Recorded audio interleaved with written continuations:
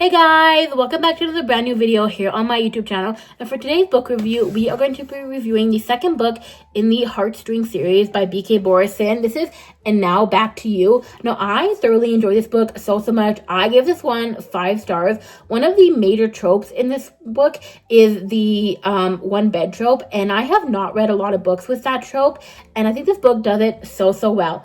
Okay. So this book follows Jackson Clark, who is the single caretaker for his 2 younger sisters after his mother handed over custody of his 2 twin sisters. And he's also the local meteorologist for the local radio station. And then this is Delilah Stewart, who is also a meteorologist, but for the local TV station.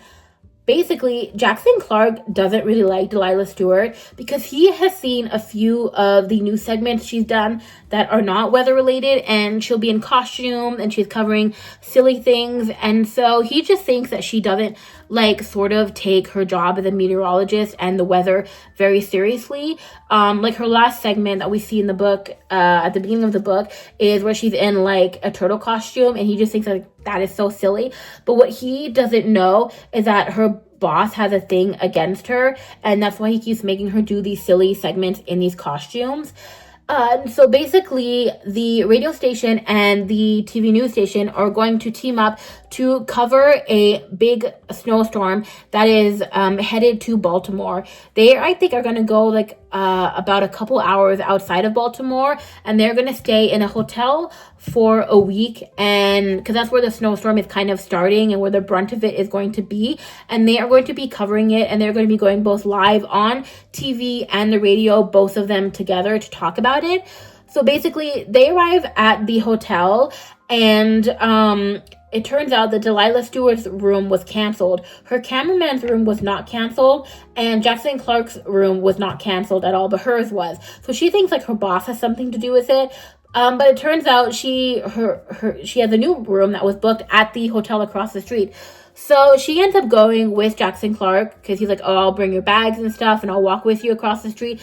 They get to the other hotel, and it is like a dumpster fire. There is literally I think a raccoon in the building, and Jackson Clark is like, you can't stay there. She's like, it's fine, I'll be able to stay here, and he's like, no, you literally can't stay here at all. He's like, come, you can stay in my room, I'll sleep on the floor, you can sleep in the bed.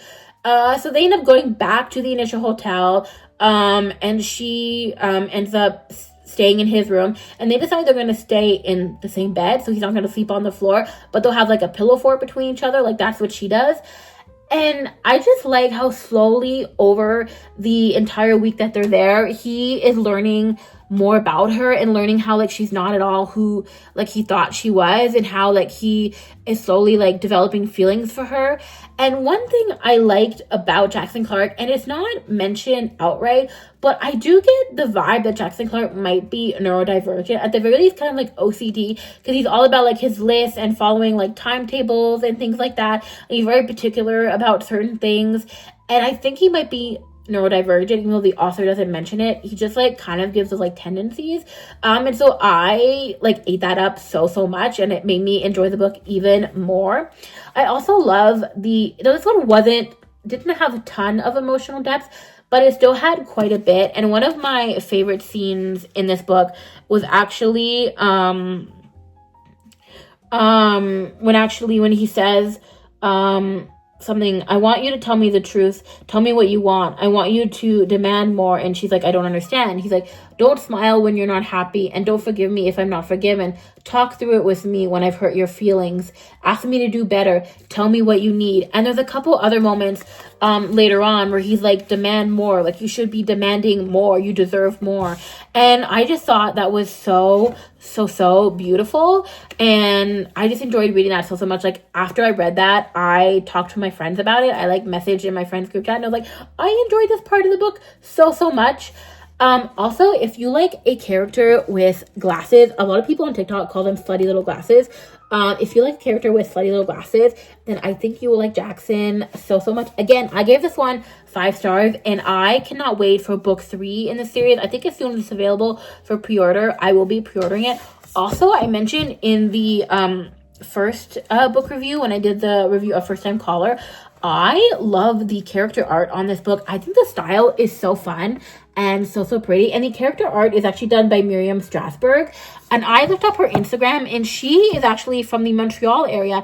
And I am also from the Montreal area. So I thought that was super cool.